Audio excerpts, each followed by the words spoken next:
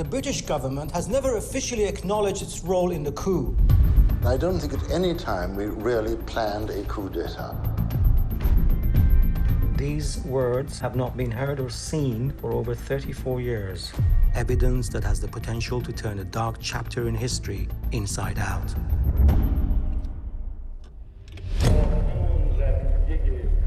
Your British counterpart was in fact blank. Could you tell me something about the man blank? Norman Derbyshire, take one. He was somebody who felt that there were things to be said that hadn't been said. A member of the British government was involved in the assassination of the chief of police. How did it come to this? So they tied him up, strangled him, and shot him. Were you involved in Afshar Tooth's assassination? Yes. My father is a real prime minister. The coup in Iran is shaping politics to this day. The United States does not want democracy in the Middle East.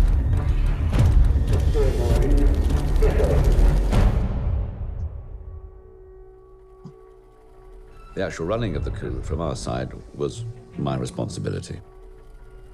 It's the sort of thing you won't find in any book.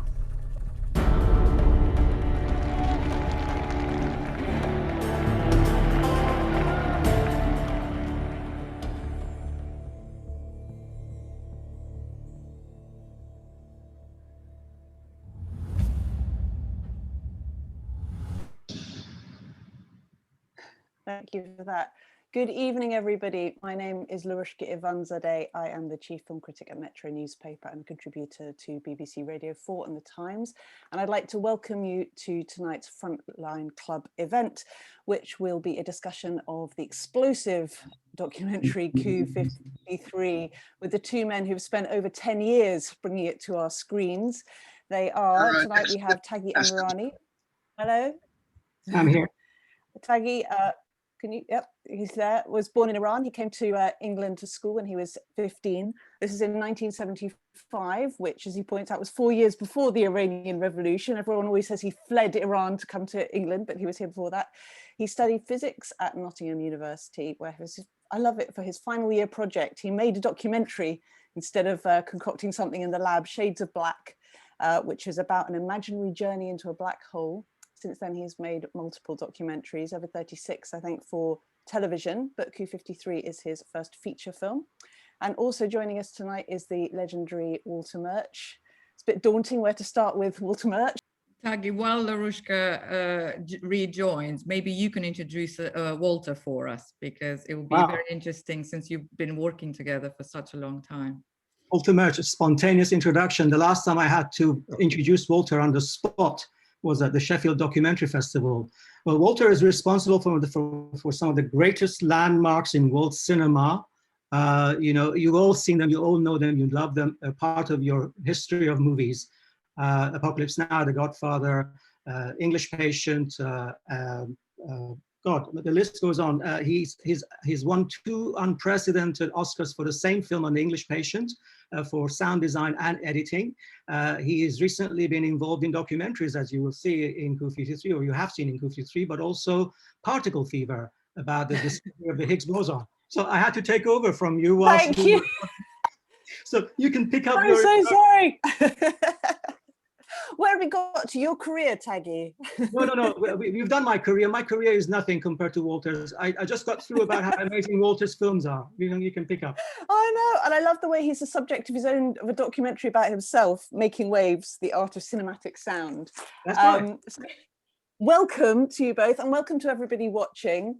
Just a reminder that I will start off the discussion, but then I will switch to questions. So if you have a question, I'm sure you will, from watching this incredibly rich and complex documentary, please pop them into the Q&A box, which you can see at the bottom of the Zoom screen there, and they'll be filtered through. So I'd like to start off the discussion. Well, let's start at the beginning. So Taghi, obviously the 1953 coup has been, has been recorded in films, in books before. Why did you want to do this? And what did you hope to bring? How did the idea pop into your mind? What did you want to bring to it? What did you want to achieve by retelling this as a documentary? Well, it didn't begin as a documentary. When I first thought of the idea in 2009, it was going to be a feature film. It was going to be my first leap into narrative fiction. In fact, I even tried to buy the option to Stephen King's All the Shah's Men. And the first treatment was, in fact, a narrative treatment.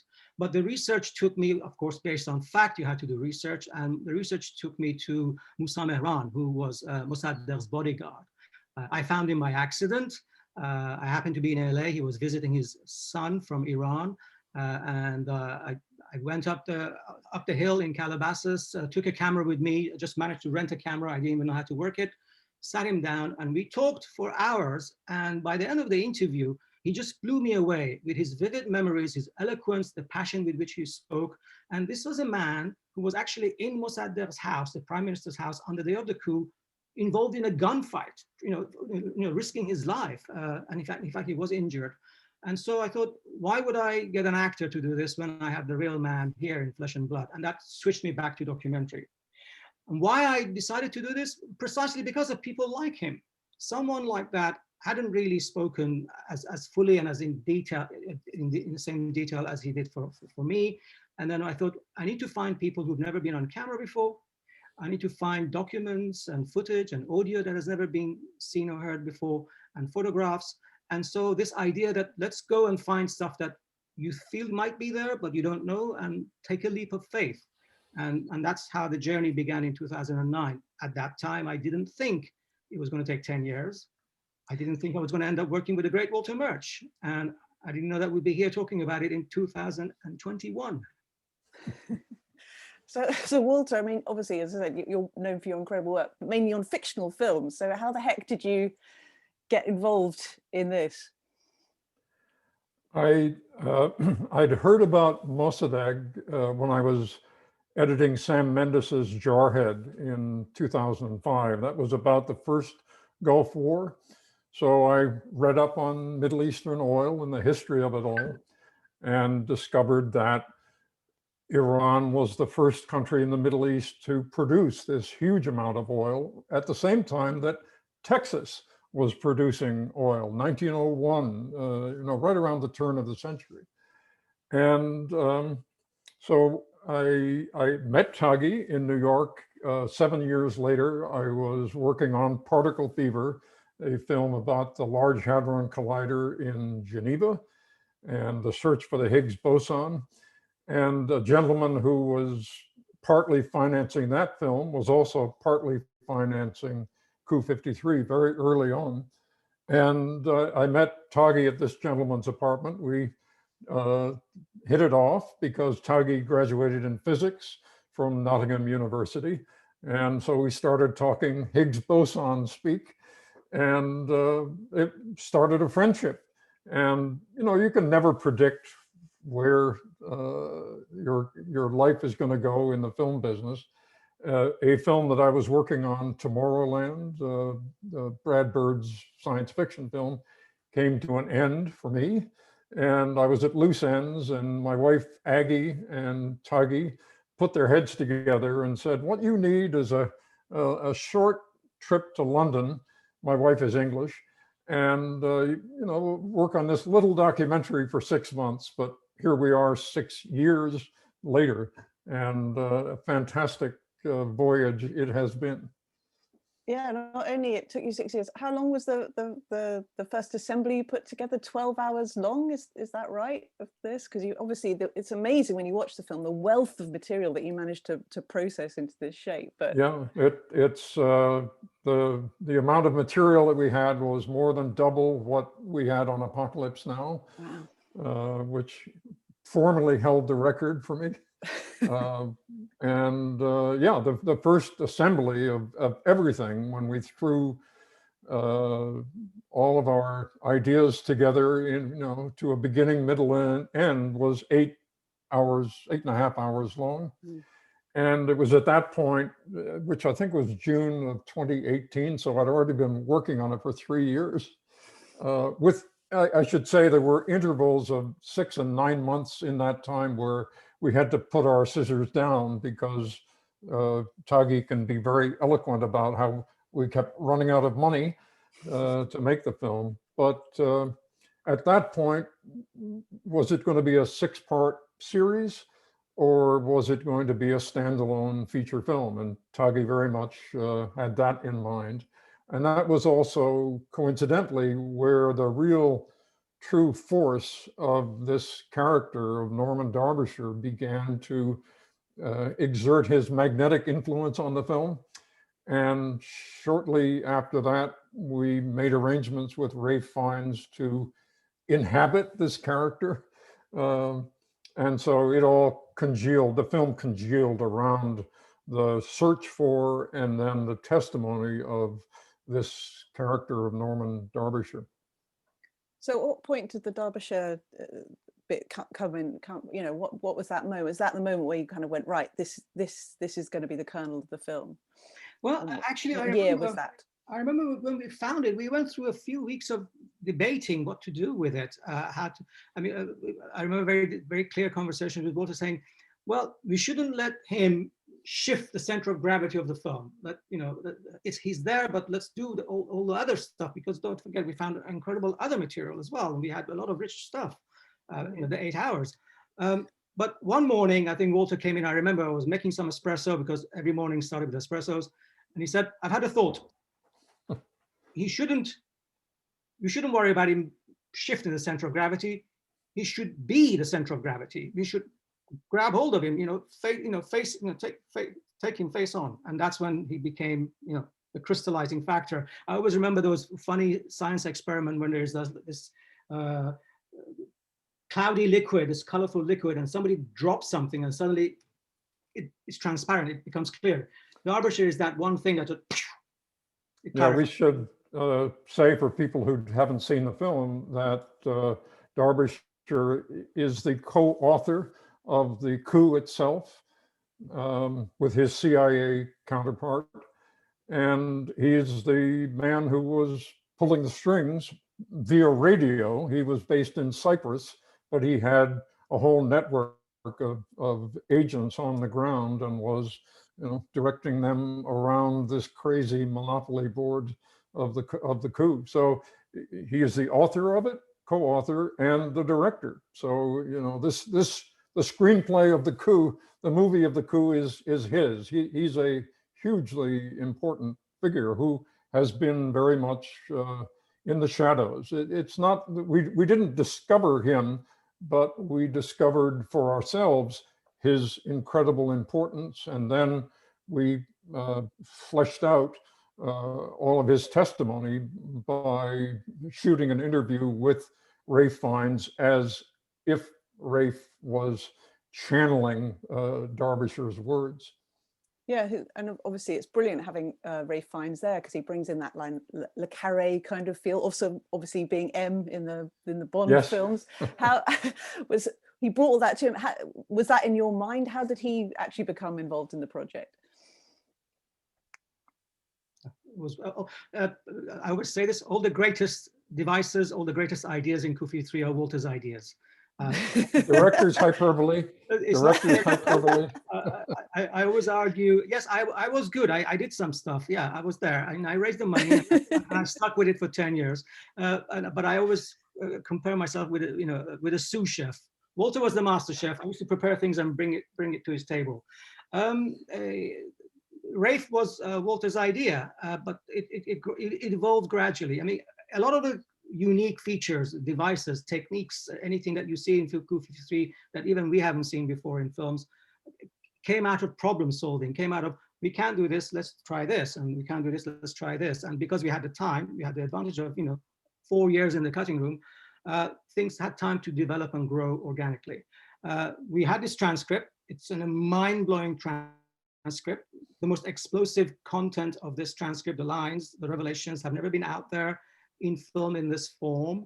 And we thought, let's do the standard practice for documentaries. See the text on the screen, have an actor's voice read it, see the text and hear the voice. So, okay, well, no, let's get a really good name actor and take him into the recording studio and film him as he's reading it. It's a little gimmick, but at least you see somebody reading it and we see the text, because we break the fourth wall in our film. We lift the hood and look under the into the engine. So let's do that. and then Walter will take it away. What happened on one day to lunch? No, it was just, we were coming back from lunch one day wondering who can we get. And I met Rafe on the English station back 25 years ago. And we've kept up a contact ever since. And he had phoned me 6 months earlier, I think, to talk about his film White Crow, about the Nureyev defection. And so he was, you know, in my mind, and suddenly the two things came together, and I just said, let's talk to Rafe. And it was just, you know, as you, Larushka, said, it's a natural. And then Taghi topped that idea by saying, let's film it in the same room at the Savoy Hotel where many of the other End of Empire film interviews were shot, overlooking the Thames. So we called Rafe up. He was preparing to be Anthony in Mark Antony, Cleopatra. So he was in his Shakespeare mode. He had a beard. And we went over to the National Theater with our laptop and showed him sections of the film, our film, the way it had been cut up to that point. And he immediately got it because he's M. So, but also just as an actor, he knew he seized on this character, and the character really comes off of the page of this transcript. And he said, let's do it. I have two problems. One is I have a beard. I'm doing Shakespeare. My schedule is crazy. And so let's see if we can work out a day to shoot this. And the other thing is the beard, which is, you don't want me to be Norman Derbyshire. And at that point, we still didn't even know what Norman Derbyshire looked like. He's as I said, very shadowy character. And we said, no, that's the uncanny valley. We don't want to go there. Just sit in a chair and in the Savoy and say these words, and you will channel, you'll be the channel to bring these words to life. And it clicked. And I think it was October 23rd or something of 2018 that we actually did the photography. We met him in July at the National Theatre in the afternoon, and it wasn't until 23rd of October when his agent could give us 3 hours on the 23rd of October, 12 o'clock till 3 p.m. That's all we had. And, wow. And he's on the stage in this epic performance every night, and Anthony and Cleopatra finishing late. So he doesn't eat, he goes to bed, and he arrived at the Savoy famished. We gave him this big breakfast and hair, makeup, lighting, sound, everything. By the time we were set up to go, we only had 1 hour left before he had to leave, and there had to be a car ready. I think although he canceled the car, he walked across the bridge. So in everything you see Rafe do in Coup 53 is shot in 4 takes in under an hour. And it's so central to the film. And obviously Rafe has been a terrific champion of the film, as are so many people. I mean, ever since this film came out, I tell you right, it's had rave reviews, huge support within the critical industry, and yet you didn't get a distributor from the festival, and it's had a difficult, you've had to distribute it yourself. Can you tell us a bit about that, and how you even kind of qualified, obviously, for Oscar and BAFTA, despite not having this? I mean, it's very, very unusual for a film. I think everything has been unusual about Coup 53 from day one. The not getting of a distributor is echoed by not getting any official funding, not getting into any festivals. All the A-list festivals rejected us, and had it not been for Telluride, this film would have disappeared into oblivion. But we had a major Hollywood studio come in with major commitment, green light, funding, and then they pulled out, and that's made me have to go and raise the money by dollar by dollar from donations. Almost all the budget, in fact, 99.99% of the budget is from America, bless them. And they're not all Iranians, by the way. There are serious, good Americans who believe in the need for the story to be told. And so that's one of the reasons we shut down. So we didn't get funding. when we'd finished Sundance and their grandmother and Tribeca, Cannes, Berlin, Venice, all the hot dogs, you name it, rejected us. We were rejected by 22 festivals. And then, bless you, Telluride saw the light and selected us, and that launched the film. And we thought, we've arrived. We're going to premiere at Sundance, and it had an amazing premiere. Telluride. Freudian slip. Sundance will never have me. Telluride was amazing. I filmed a line of 50 people outside the theater who couldn't get in. That was for our movie. And in fact, for the 2 screenings, I had to stand because there were no seats. Telluride was incredible. Werner Herzog was sitting right next to Walter Murch watching the movie. When it finished, he came down to the front stage when we were about to do Q&A, gave me this giant bear hug, and I cannot do a Werner Herzog accent. I wouldn't even try. But he just said, this is big. This is going to be big. And we thought, this is it. We're going to be having fight offers. And a very major distributor, really big names distributor, whose executive was at the first screening, said to our producer, this is terrific. As soon as I get back to New York, we want to talk about distribution. Everybody ghosted us. Nobody came up. Nobody stepped up.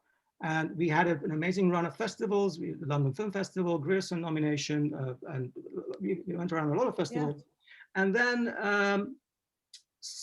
by the summer of 2020, we'd had a year of festival screenings, and then with no distributor, and COVID hit.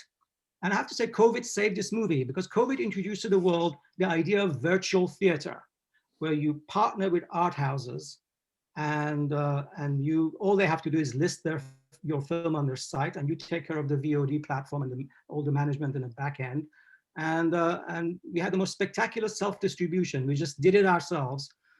We opened in 118 theaters on the 19th of August, 2020. Across US, Canada, Ireland, and the UK. That's the wider distribution that we could have ever dreamt of had we gone the traditional route. And so, as I say, every setback has been a blessing. Getting no funding meant more time to work on the film. Getting no distributor meant self-distribute and all that. And so we are used to blocks and barricades.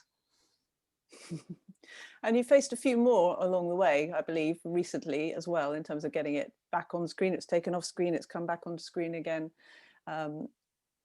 Now it's back, is it? It's people are able to see it again.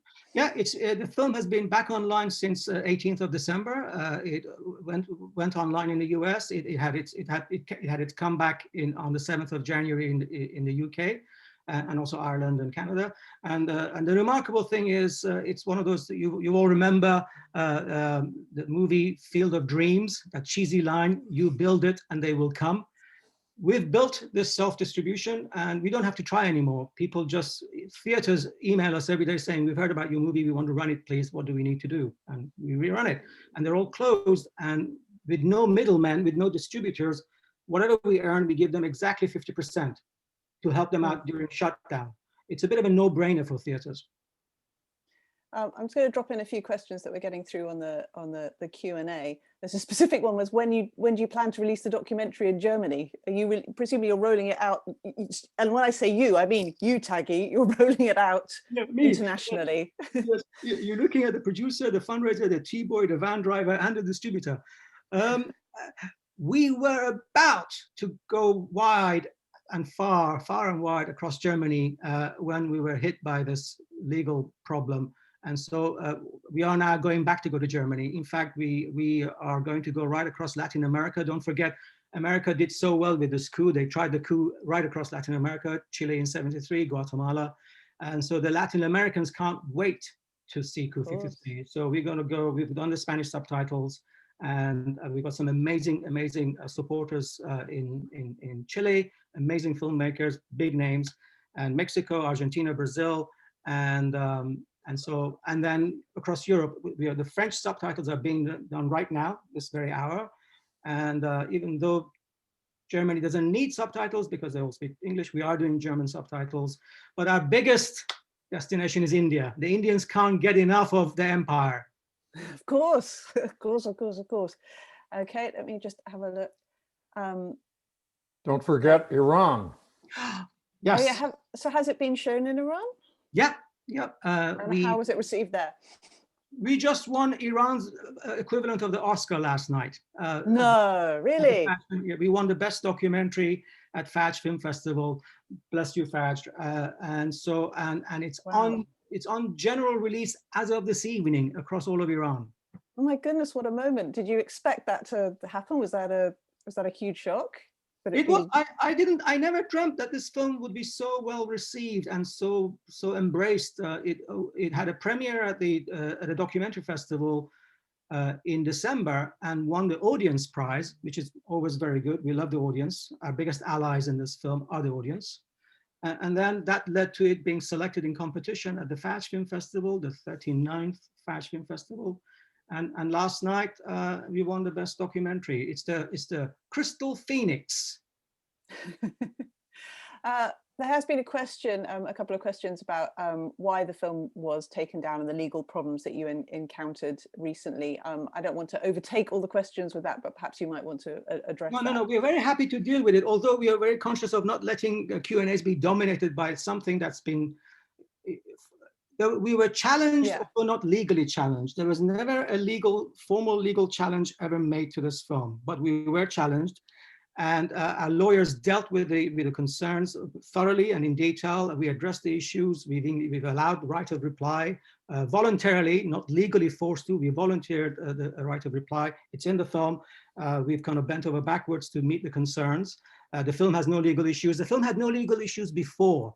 This film, before release, was reviewed 3 times by top lawyers. It was reviewed again by top lawyers, including a leading barrister, top of her game in this field, and a lawyer in the States. It's been lawyered to death, and everyone says your film is fine. You're not on dodgy legal ground. Journalistically, is on solid legal ground and on journalistic ground. I can stand by every single piece of journalism in Coup 53. Help me God or kill me. But one of the side effects, and we can speculate, and we don't want to go into a long speculation, one of the side effects of this legal challenge that never materialized was ITV withdrawing a license that they'd already issued. We had a license for an entire year, fully paid for and fully signed by ITV for the use of End of Empire footage. The film was in distribution in festivals legally for an entire year with solid paperwork. And when we went back to raise that license to full distribution, i.e. commercial across the world in perpetuity in all universe, that's when they said no. Now, they had no problems with it. I have it in writing from them saying we have no issue with your film. We can connect your dots or not connect your dots. And so that's why we didn't pull the film because of the legal challenge. We withdrew the film because we didn't want to be infringed of copyright, because we are good people. We want to make sure we have copyrighted material paid for unlicensed. And when ITV were confirmed and convinced that there was no legal problem, they went ahead and issued the license. And we immediately put the film online. Within a day, it was back online, and we paid them the full fee for worldwide distribution in perpetuity in all universe. I should add that the archive in question concerned takes and outtakes from the Granada series End of Empire. And it was for that series that Norman Derbyshire gave this explosive interview.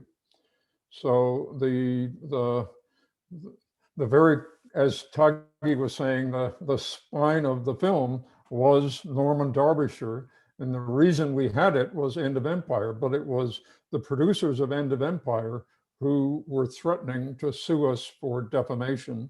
And it was ITV who heard about this problem, and that's when they withdrew the right to use outtakes from End of Empire. ITV is the recipient of all of the material that Granada television made. So ITV, Granada, End of Empire are a pretty tight circle. Thank you both for addressing that issue head on. But if anybody's interested, we have something like, I have 16,000 emails from 21st of August to 22nd of December that goes through the minutiae of the legalities, which I'll be very happy to share with you. Plus, we are in the process of making a documentary, a follow-up about this exact issue. So everything that's hanging in the air for you as a question will be addressed in the same compelling way that the Coup 53 film itself has done. And it'll be out there in fully transparent, fully backed up, documented material. And then, you can reach your own conclusions. Fantastic. And as you're saying, it's kind of, I don't know, what really comes through in the film, and you saw in the trailer there, is that kind of almost the thrill of the chase and the kind of finding that next material and that next revelation. Is that what kind of kept you going through these 10 years? Because I mean, my goodness, what a lot of time you spent on it. How did you keep that energy up? I don't know. I think something overtook me. Godard says, you don't make the film makes you. And this film decided to make me. And I was a naive guy who thought, this is your first feature doc. You'll do this in a few months, as Walter said, and you'll be done by 2012. But I think it's because it's so personal. I think deep down, I carry this emotional, mental scar that's been spread across the entire Iranian nation by the coup. That's there. Everyone feels it. It's almost part of the DNA. And it rested heavy on my heart. I don't know why. I think maybe my dual identity and my dilemma of I'm living in my adopted home that actually screwed my country 67 years ago. How do I reconcile these two sides of my identity and my sense of belonging? And how do I deal with this? How do I bring these two together? And at the sound of sounding really pretentious, art was a healing process for me. And if the reactions of the Iranian audience, bless them, all 80 million of them, buy tickets, every one of you.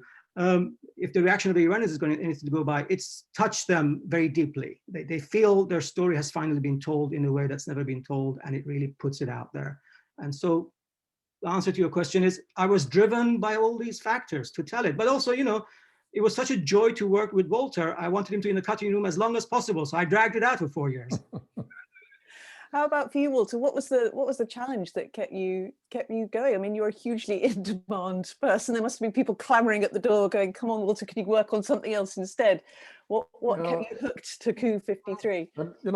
It's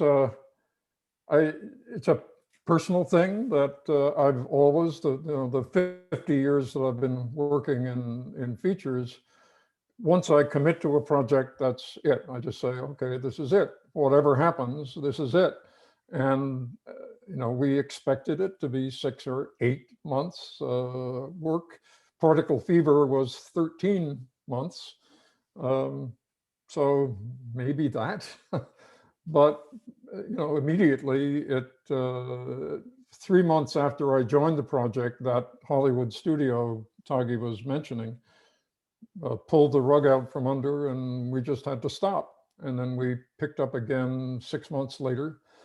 And I was here in London. I said, Aggie, my wife is English. This place, we have this place. So I was happy to be here. I taught at the National Film School, the London Film School, and just kept myself busy. And then we shifted into second gear and started to move forward. So I just never thought ever that I would abandon the project. Thank you. I've got a question, I don't know if you've seen it in the question box, about where you've got the picture of Derbyshire. And I love the way that you kind of have that one very iconic shot of him that we see when looking every inch the spy with his sort of shades and his cigarette. Where did you get that from? Oh my God, you just, as you talk about this, every moment, every scene of this film has got a huge backstory, and the chase is so thrilling. That picture was found in the photo album of a Cambridge academic whose father was the military attaché posted in Iran during the coup. And I went to his house in Cambridge. He brought all these, and at that time, it was my hope that amongst his pictures, there might be someone that could be Derbyshire.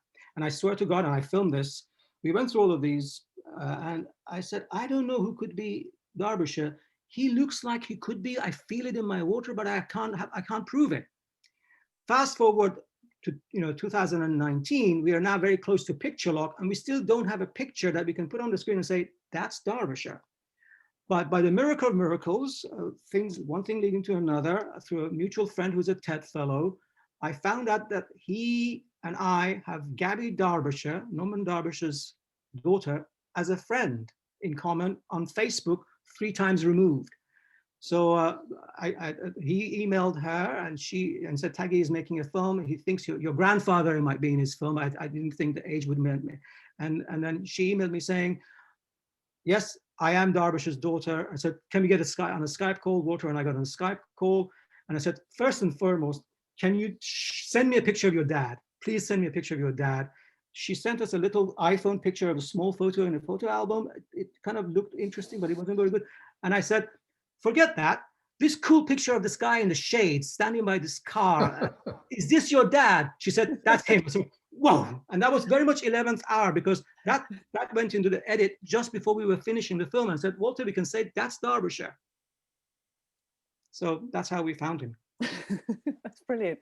So I'm just distracted because I'm trying to read the questions that are coming in.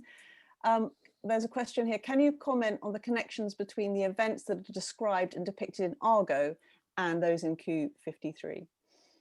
So the film Argo, Oscar-winning film that was out a while ago. Yeah. Well, when I first started pitching this film, I've seen Robert Altman's The Player, where where the guy sits in the Hollywood executives. It's Jaws meets The Graduate. It's this meets that, and my pitch was it's Battle of Algiers meets Gandhi. That was my pitch. And then suddenly Argo came out in 2013 or whatever, 12, I think, whenever it was, when it came out. And I saw Argo, and there's that 2-minute animated sequence, the backstory, why we are where we are, kind of the Shah and the coup. I then changed my pitch. So whenever people said, what are you doing? I said, you've seen Argo? They said, yeah, he won the Oscar. I know Argo. I said, that 2-minute animation, 3-minute animation? That's my movie expanded into 2 hours. So that's the connection. But then we got lucky 2 weeks ago. Chris Terrio, the writer of Argo, who won an Oscar for it, did one of these. He did a Q&A for us. And that was quite a meta layer kind of Q&A. Another question here. Has the reaction from the Iranian diaspora been different in any way from that of viewers living in Iran? No, I was apprehensive about how the royalists would react, because and I have huge respect for them, and they carry the burden of heavy history, post-revolution life in exile, and the fall of the Shah, and I understand all of that. So I was concerned that they would react badly, and Los Angeles is the epicenter of the Iranian community in the States. One of the biggest Iranian communities is in Los Angeles. In fact, there's an area called Tehrangeles. It's on Google Map. It's known as Tehrangeles. And we had 2 screenings in LA, and it's the only place we had a standing ovation. So you go figure that. So I do get the odd occasional kind of abusive email about me being a traitor and me working for the Islamic Republic and me pushing this line. There was never a coup. There are people who we call the coup deniers, who say this coup never happened. There wasn't a CIA involvement nor MI6. This was a spontaneous national uprising in favor of the Shah. And well, I hope in time truth will shine. Thank you. I've got another question here. Is it still your contention that the end of Empire Derbyshire interview was filmed and not used because of pressure from the British Secret Service? Okay, let's get a few things clear. One thing, Coup 53 does not claim to be the first film ever to reveal the British role. It does not do that anywhere in the film. You show me the scene, the line of narration, interview, anything in Coup 53 that we say we are the first to tell you the British were involved in this coup. I will cut it out tomorrow morning. Coup 53 is not the first film to reveal Derbyshire's identity. We don't do that. In fact, it's very evident in the film that, Derbyshire has been out there. I find him when he's already been in the hands of people. It's in the Wilbur Report. In fact, in a flashback moment, Malcolm Burns says, oh yeah, he was in the Wilbur Report. The Wilbur Report was written in 1954. It's in everyone's hands. Is it my contention? Well, no. Here's what we do. We interview people, 6 of them. We edit those interviews fairly accurately, honestly, and transparently. This is backed up by the rushes and the transcripts. You watch our interviews and see the rushes and see that we haven't twisted anything. We haven't done any magical, clever editing. There's no distortion. Nobody's been stitched up. We find different accounts of this event. And we put them next to each other and we present the audience with it. We raise questions as filmmakers. We are not saying anyone is lying. We're not saying, we're not pointing the finger. We are putting the evidence out there honestly and openly and accurately. In defamation defense, it's known as honest comment. That's what the lawyers said. You're making an honest comment. That's what we've done. And so, and pressure. You know, if somebody decides to pull out because his bosses have told him, have told him to pull out, if that's what happened, we don't know. That's not the filmmakers being put under pressure. That's him saying, I don't want to be in it for these reasons. It could have been any number of reasons. It could have been his bosses at MI6, could have been his wife saying, I don't want to be in this film. It could have been his pension service. You know, people are pulled out of my film because they say, I've changed my mind. You know, and that's fine. So that's where we are with that scenario. And this has been legally done to death, but happy to answer this question. Wait for Coup 53.1. In a way, it's such an extraordinary film. It films like more than a film to me, and it's more about it's less about sort of synthesizing history in a way that making it, because you've amassed so much evidence here. I mean, it just feels like a very different sort of project. I'll address this to Walter. How does this sort of sit with your body of work? I mean, how do you view this film? How do you view this project? What is this project? It's to you personally, I guess. Yeah, it's a bit of the conversation. There's a mysterious tape that gets repeated over and over again. These are the words. What do they really mean? How did it come to be? You know, who is under threat? It's a little bit Apocalypse Now. There's an assassination at the core of it. Derbyshire admits on tape in the transcript that he was involved in the assassination of an Iranian general in the lead up to the coup in order to weaken Prime Minister Mossadegh, one of Mossadegh's big allies. And if you've seen Apocalypse Now, a great deal of time is spent with Willard poring over dossiers, looking for clues about who Kurtz is.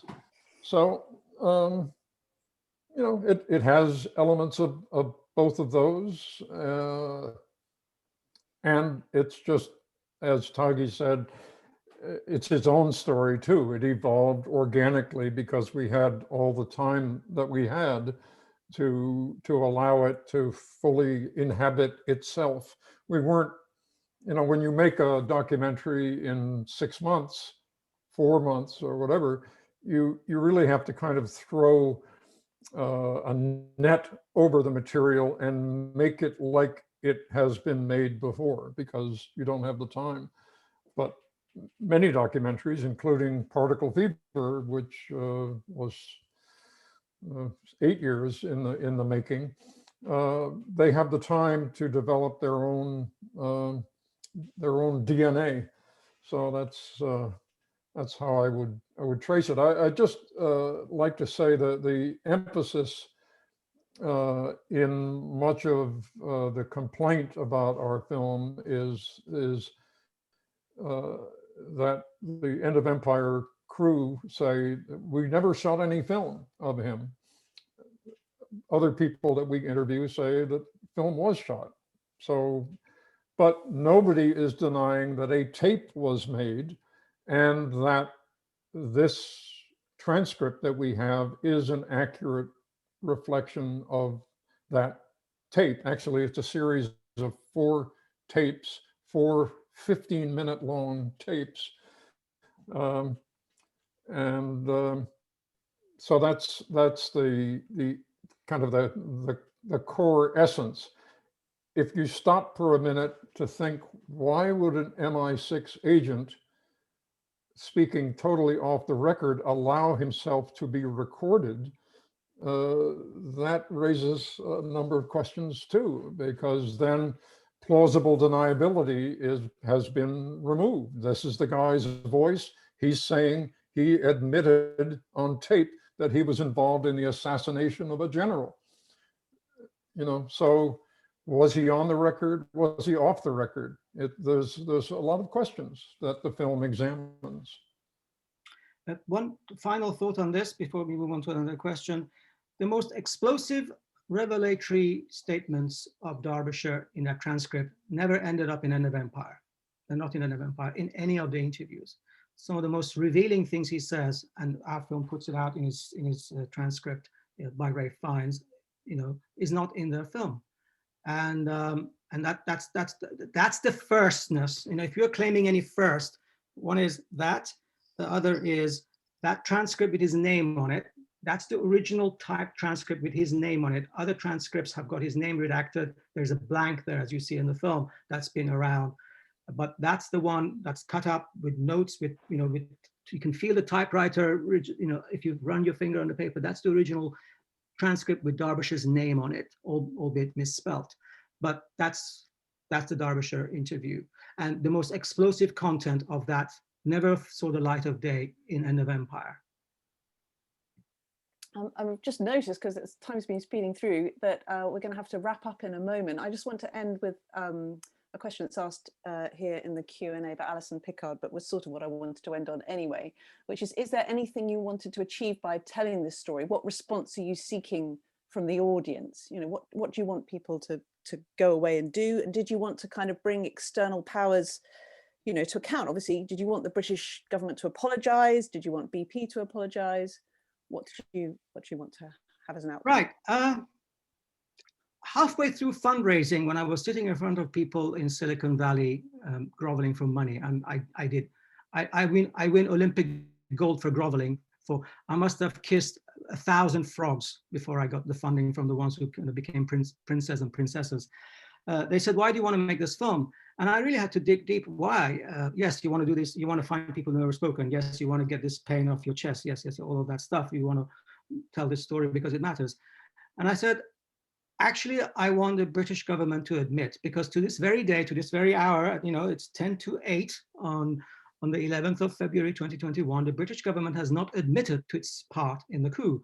And this idea started getting a lot of traction around our release in August 2020. This became a thing that a lot of journalists picked it up and became a bit of a thing. It was getting so much traction that I thought, this is happening. This campaign, unofficial campaign that you hadn't even launched, is launching itself. And that's when the film was shut down. So what do I want? And when do I want it? What's happening with Black Lives Matter, what's happening with the statues being pulled down, what's happening with my brilliant friend Satnam Sanghera, his new book Empire Land, he's having the same stuff thrown at him that I'm having thrown at me. I think we are hitting a moment in the zeitgeist of this country that's trying to come to terms with its past. I think Brexit is the final gasp of a dying empire, and so it would be amazing if the British government made an official admission. Just like Cameron stood up in the Houses of Parliament and talked about Bloody Sunday, apologized for Bloody Sunday. That's a big historic moment. I think to come clean about this would be good for everybody. Truth can have a healing effect. It's the most absurd open secret. The whole world knows Britain was involved. Let's do it. Let's do it. It's way too much to ask that Boris Johnson would apologize for anything. So an admission is the first step. So if you ask me, what do I want to achieve? An admission from the British government would be amazing.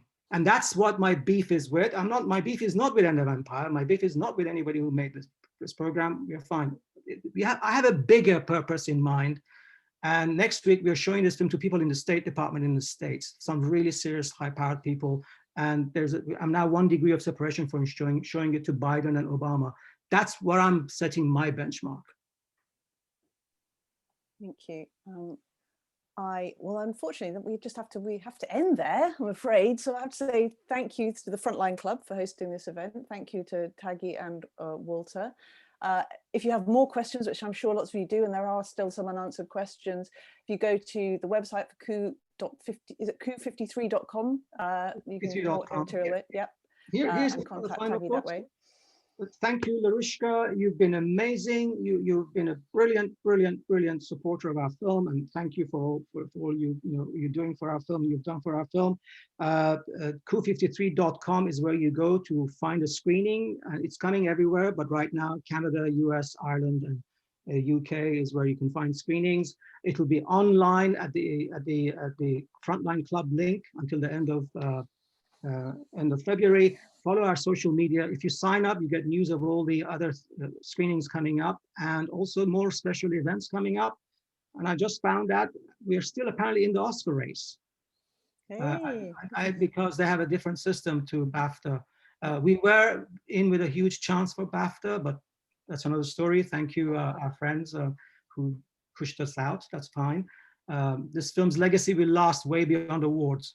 Trust me on that. Long after I'm dead, this film will still speak to people.